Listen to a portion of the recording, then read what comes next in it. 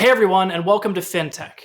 In this video, I'm going to be going over the different levels of financial independence, ranging from just getting started to having so much money you don't know what to do with it. If you're familiar at all with the FIRE or financial independence retire early methodology, you may think that financial independence is like an on-off switch. Either you've reached financial independence or you haven't. You either have enough money saved and invested to never have to work again, or you don't. In reality, financial independence is much more of a continuum of ever-increasing security and comfort. And we can define levels on that continuum. Not everyone will reach every level, but I think it's a useful way to think about what you can achieve with your money. With that said, these are the 11 levels of financial independence. I'm just going to put them on the screen here so you can look at them. You can pause if you want to. We're going to start walking through them right now. Level 1 is financial dependence. This is basically the lowest you can go on the path to financial independence. Level 1 is where your monthly expenses exceed the income that you bring in each month. This could be because you spend too much on credit, or because you have large debt payments which you need friends and family to help you pay down. Or it could just be that you're still young and you haven't started working yet and you're still living at home. We all start at this point. But just being aware that you are at this stage will help you grow financially in the future. Quick pause here. If you're enjoying this video, make sure to hit the like button and consider subscribing. I'm a smaller channel, so any bit of support you can give me really helps. Okay, on to level 2. Level 2 is financial solvency. At the financial solvency stage, you're making enough money to meet all your monthly expenses, whether that be food and shelter or debt payments or anything else you might need. At this level, you're no longer taking out any more consumer debt to fund your lifestyle, and you can actually afford the lifestyle that you're leading. At this level, you are no longer moving backward financially, and it represents a huge step up from level 1 in terms of the psychological benefits from knowing that you're current on all of your bills and you're actually making forward progress toward financial independence. Level 3 is financial stability.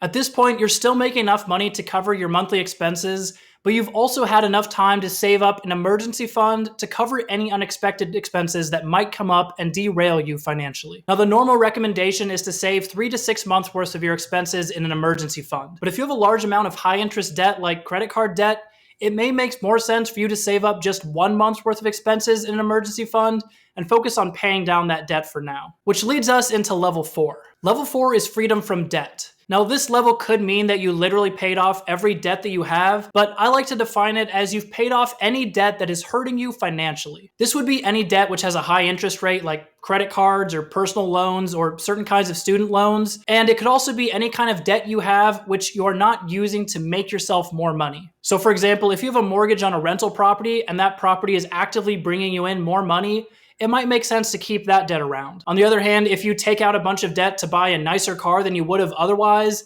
that debt is not helping you regardless of the interest rate. So to keep things simple, I would define this stage as having paid off any debt which has an interest rate greater than 4 or 5%, as well as any debt you're not using to actively make money. Level 5 is coast financial independence. I made an entire video on just this level, which I'll link to here if you want to watch it. Basically, at this point, you have enough money invested that if you leave it invested until retirement age, it will grow into enough money to cover you throughout your retirement years. Now, you don't have enough money saved to retire right now, but you also don't need to save any more money because the money you already have saved will build up over time. This basically means you're free to work any job you want, anywhere you want. The only requirement is that you make enough money to cover your daily expenses. Coast-fi is called that because you work hard ahead of time to save up a bunch of money, and then after that, you just coast your way through to retirement, working an easier job that pays you less money. This is also sometimes called barista-fi because that easier job you take on might be as a barista. I've also heard this stage called agency or FU money because at this stage, no one can really tell you what to do. Level 6 is having 5 years worth of your expenses saved. At this point, you have a huge amount of freedom in your life. If you wanted to go and take a 2-year vacation, you could do that. This stage is more of a psychological benefit than anything else, just because you know that you're totally free from the everyday stresses of having to worry about your job, because even in the worst possible case scenario, you would be okay. Level 7 is financial security. At this stage, your investments are bringing in enough money every year to cover your basic survival needs. You can think of your investments like a machine that prints out money every month. At this stage, that machine is printing enough money to cover just the bare necessities like food, water, shelter, basic transportation. You could, in the worst case scenario, live off this money forever, but it wouldn't be a comfortable life. You don't technically need to work anymore beyond this stage, but most people are going to choose to do so that they can build a more comfortable life for themselves in the future. At the financial flexibility level, you are in some sense financially independent, so long as you're willing to retire and change your spending based on how well the stock market's doing in a given year. This stage is sometimes defined as having 10 to 12 and a half times your yearly expenses saved in investments, because at that point you can withdraw 8 to 9% of your investment portfolio each year to cover your expenses. Now 8 to 9% is around what the stock market will return on average, but the problem is some years the stock market will not return that much. In those years, you would actually have to drop your expenses to avoid depleting your savings over time. Another way to think of the financial flexibility stage is you are independent from your job, but you're not independent from financial worry caused by your money being invested in the stock market. This level is also somewhat similar to the end stage of lean fire, which seeks to retire as early as possible with just the bare minimum saved to meet your expenses, because you value your time and freedom more than you value having creature comforts. Level 9 is full financial independence. At this stage, your investments are bringing in enough money every year to cover your expenses going forward. That money-making machine that we were talking about earlier, well, now it's printing off enough money for you to live off of. Most agree that you are financially independent once you have 25 times your yearly expenses saved in investments. This means you can take 4% out of your investments each year, and they will replenish themselves from the money that they are making. This is the farthest that most people honestly ever need to reach with financial independence, but there are 2 more stages which I'm going to go into, which some people may get to. Level 10 is financial freedom.